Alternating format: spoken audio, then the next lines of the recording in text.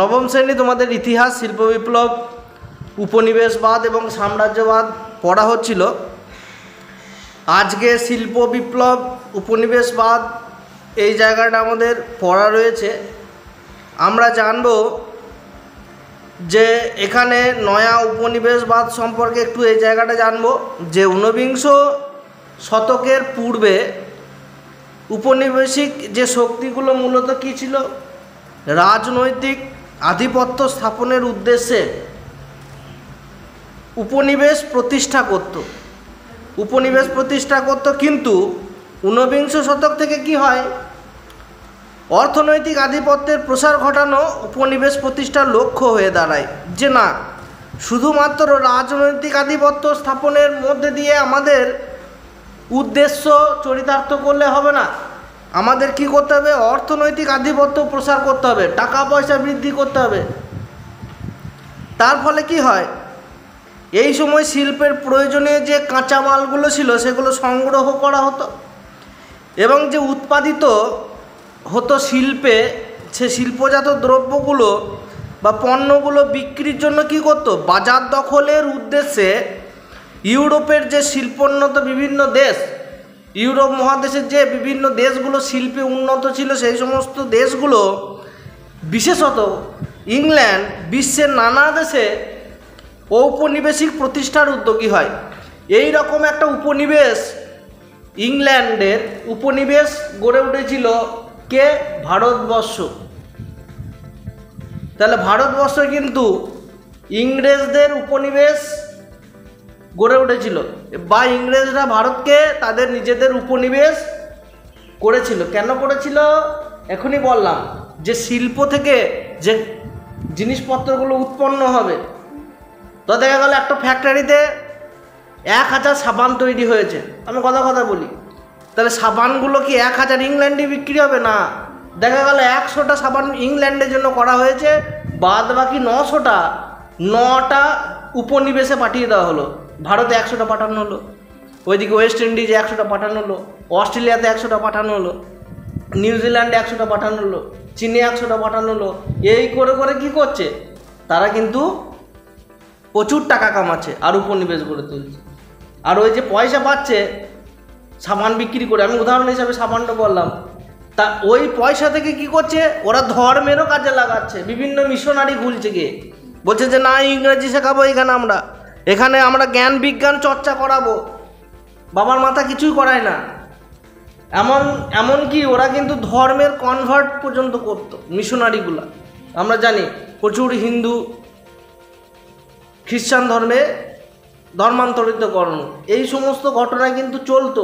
কোথা পয়সা পেত তো, এই সমস্ত শিল্প উদ্যোগীদের কাছ থেকে। এই যে ঊনবিংশ শতকের দ্বিতীয়ার্ধের এই সম্প্রসারণবাদী একটা মানসিকতা বা নীতি, এইটাকে আমরা নয়া উপনিবেশবাদ, নিউ কলোনাইলিজম বলা হচ্ছে। এটা ঠিক আছে, মানে কলোনি তৈরি করবে, বিভিন্ন কলোনি কিন্তু তারা কিন্তু তৈরি করবে, যেখানে ইংরেজদের আধিপত্য থাকবে।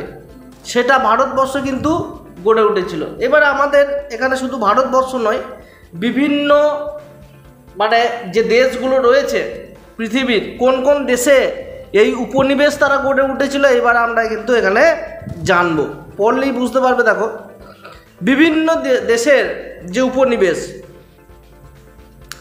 তাহলে ভৌগোলিক আবিষ্কারের অগ্রগতির ফলে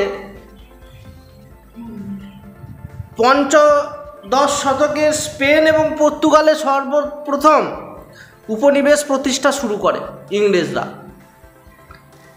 তারপরে কি হয়, পরবর্তীকালে ইউরোপের বিভিন্ন দেশে শিল্প বিপ্লব ঘটলে শিল্প উৎপাদনের প্রয়োজনীয় কাঁচামাল সংগ্রহ, উৎপাদিত শিল্পপণ্য বিক্রির বাজার দখলের উদ্দেশ্যে ইংল্যান্ড, ফ্রান্স, নেদারল্যান্ড প্রভৃতি দেশে ইউরোপের বাইরে উপনিবেশ প্রতিষ্ঠা করতে থাকে।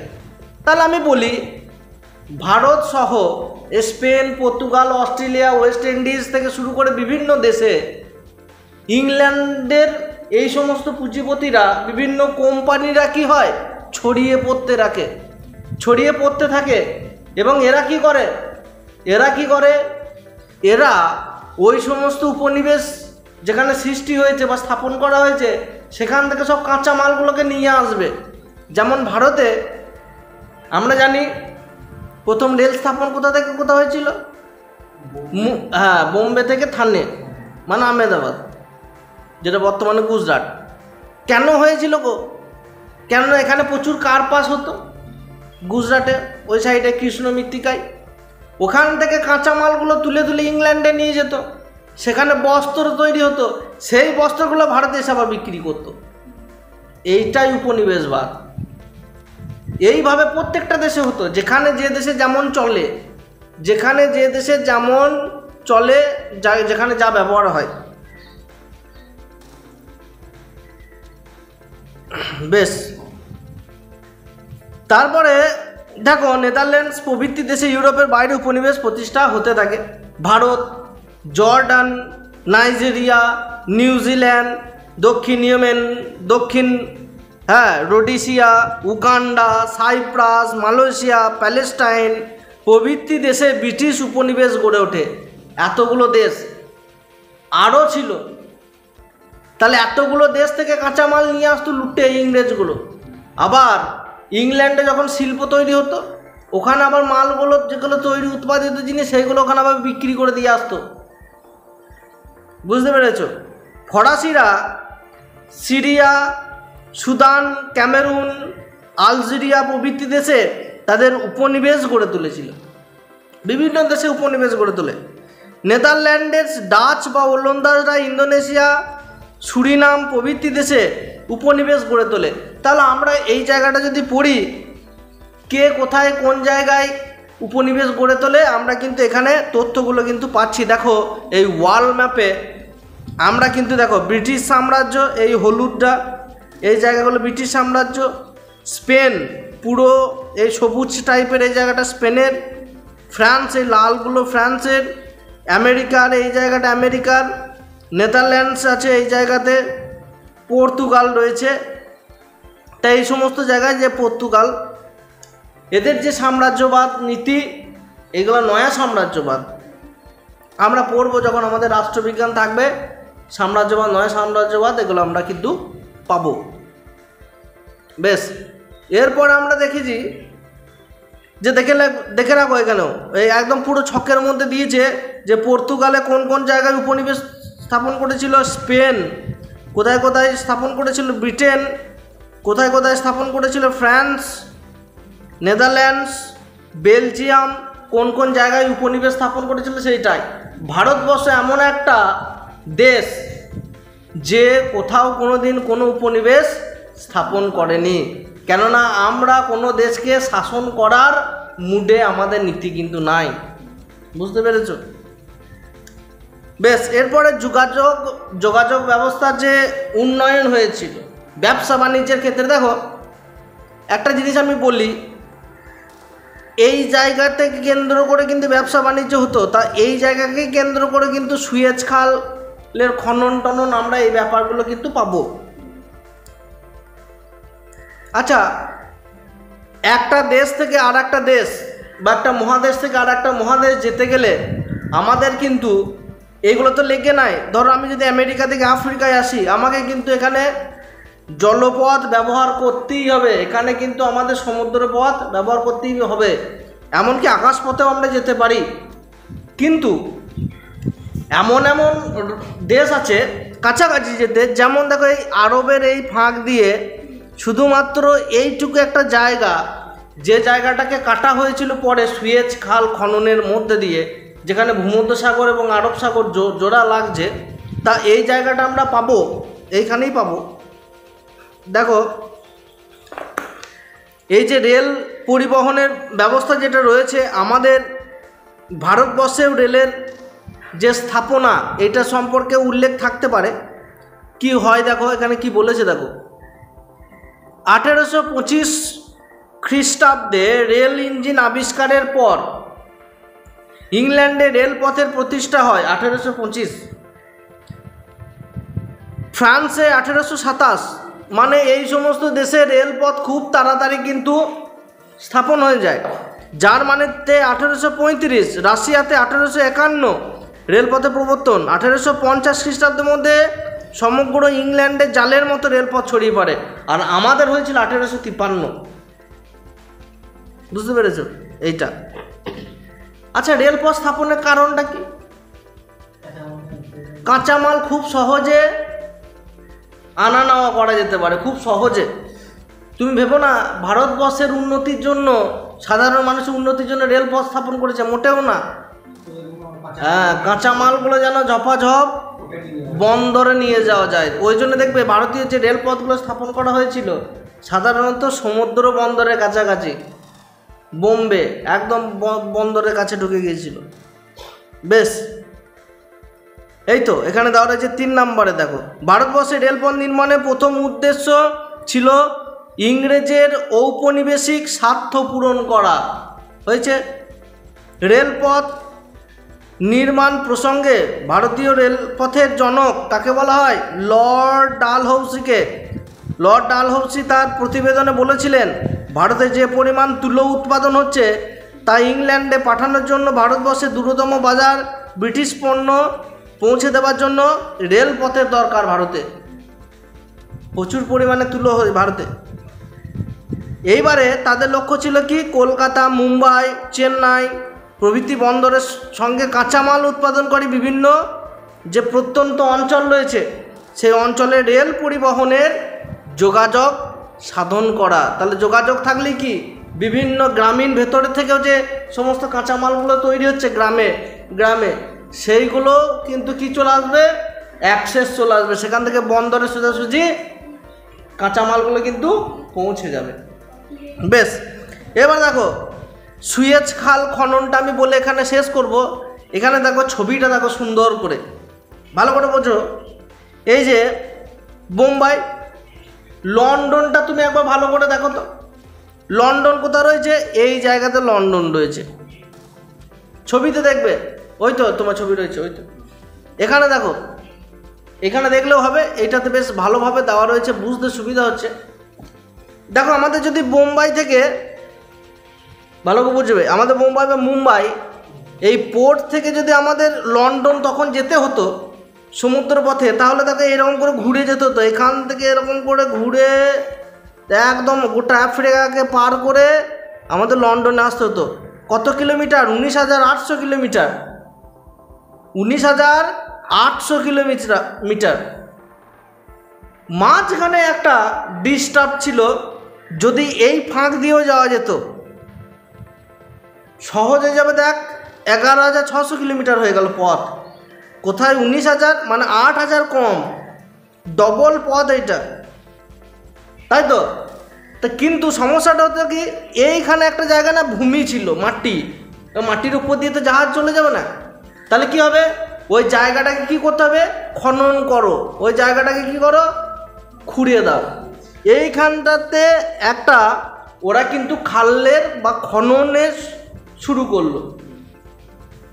তা এই সুয়েজ খাল খোঁড়া হলো, এবং এই যে আরব সাগর এবং ভূমধ্য সাগর দুটো কিন্তু জোড়া লাগালো কে, সুয়েজ খাল। দুটোকে কে জোড়া করলো, সুয়েজ খাল। এবং আমাদের নয়, বিশেষ করে এই লন্ডনে যারা ইংরেজ এরা রয়েছে, ব্রিটিশরা যারা বাণিজ্য করতো, তারা এই 19,800 কিলোমিটারের পরিবর্তে মাত্র 11,600 কিলোমিটারের এই যাত্রা পথটা দিয়ে কিন্তু ব্যবসা বাণিজ্য করতে শুরু করলো। বুঝতে পেরেছ? তা আজকে পর্যন্ত এই সুয়েজ খাল দিয়ে প্রচুর ব্যবসা বাণিজ্য হয়, প্রচুর। এমনকি এখানে একটা ট্রাফিক জমে যায়। কিসের ট্রাফিক? জাহাজের। মানে এত জাহাজ এখানে জমে গেছে, কেননা এই দিক দিয়ে সেই একদম পুরো কারের, যেমন গাড়িগুলো যেরকমভাবে যায়, লরিগুলো যেরকম রাস্তায় চলে পরপর পিছনে পিছনে লেগে থাকে, সেরকম এখানে জাহাজগুলো লেগে থাকে এত পরিমাণ।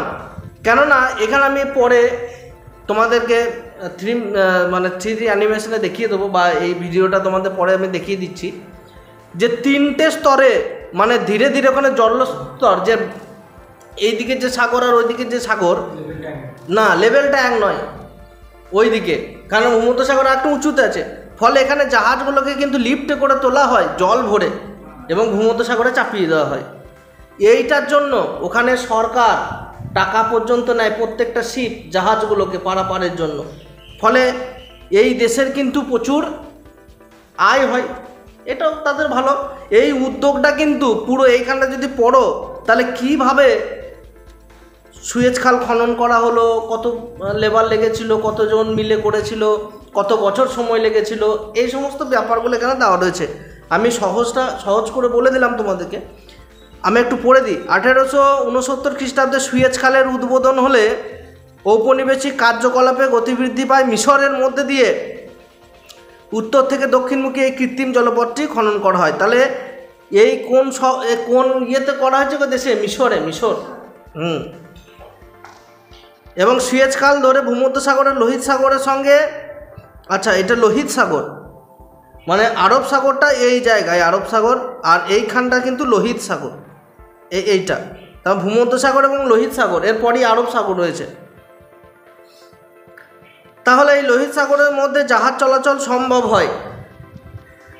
যদিও দেখো সাগরগুলো কি হয় সেখানকার মানে সেই দেশের নাম অনুযায়ী কিংবা কোনো দেশের নাম অনুযায়ী বা একটা সীমার নাম অনুযায়ী হয়। যদি এখানে লোহিত মানে লাল সাগর, কিন্তু লাল সাগর ঠিকই, কিন্তু এখানে লাল কিছু কোনো ব্যাপার নাই। কিন্তু এখানে আরব সাগর কি, এখানে আরব পুরো এই যে মহাদেশটা রয়েছে, মহাদেশ নয় আরব দেশটা রয়েছে, এর কাছাকাছি যে খাঁড়ি যে পুরো সমুদ্রের এই অংশটা রয়েছে এইটাকে আরব সাগর বলা হচ্ছে। পুরো এই জায়গাটা আরব সাগর, আর এই ভেতরের অংশটা শুধু লোহিত সাগর। বুঝতে পেরেছ? ভেতরের অংশটা লোহিত সাগর, আমাদের বঙ্গোপসাগর আছে। তা এই দুটোর মধ্যে কিন্তু যোগাযোগ শুরু হয়ে যায়, কানেকশন তৈরি হয়। বুঝতে পেরেছ? সুয়েজ খাল খননের ফলে। দেখো 1882 খ্রিস্টাব্দে ইংল্যান্ড মিশর দখল করলে ইংল্যান্ডের ঔপনিবেশিক স্বার্থ দুভাবে পূরণ হয়ে যায়। একদিকে মিশর ইংরেজ বিনিয়োগকারী স্বার্থ রক্ষা সম্ভব হয়, অন্যদিকে সুয়েজ খালকে নিজেদের নিয়ন্ত্রণে রেখে ইংল্যান্ড থেকে ভারতে শিল্পজাত পণ্য কি হয়, আমদানি করা সহজ হয়। আর যে আমি তো ডিস্টেন্সটা বললাম অনেক কমে যায়, এবং ভারত থেকে ইংল্যান্ডে কাঁচামাল রপ্তানি করা কিন্তু সহজ হয়ে যায়, অনেক সহজ হয়ে যায়। এছাড়া মিশরের সাথে বাণিজ্যিক যোগাযোগের মাধ্যমে ইংল্যান্ড এবং মধ্য পূর্ব আফ্রিকা দেশগুলোতেও উপনিবেশের প্রসার ঘটানো সম্ভব হয়। এইটাই ছিল। এরপর দেখো আর একটা অংশ রয়েছে, এটা আমি জাস্ট ছোট্ট করে বলে দিয়ে শেষ করব। টেলিগ্রাফের ব্যবহার বা বৃদ্ধি। স্যামুয়েল এফ বি মোর্স 1837 খ্রিস্টাব্দে টেলিগ্রাফ আবিষ্কার করেন। তার সহযোগী ছিলেন চার্লস হুইটস্টোন, উইলিয়াম ফদারগিল। 19 শতকের মাঝামাঝি সময়ে ইউরোপ টেলিগ্রাফের সাহায্যে কী হয়, দূরের যে জায়গাগুলো রয়েছে সেখানে বার্তা পাঠাতে কিন্তু শুরু করে তারা, এবং সুবিধা হয়। 1883 খ্রিস্টাব্দে ক্যানারি দ্বীপের সঙ্গে স্পেনের টেলিগ্রাফ যোগাযোগ কিন্তু ঘটেছিল।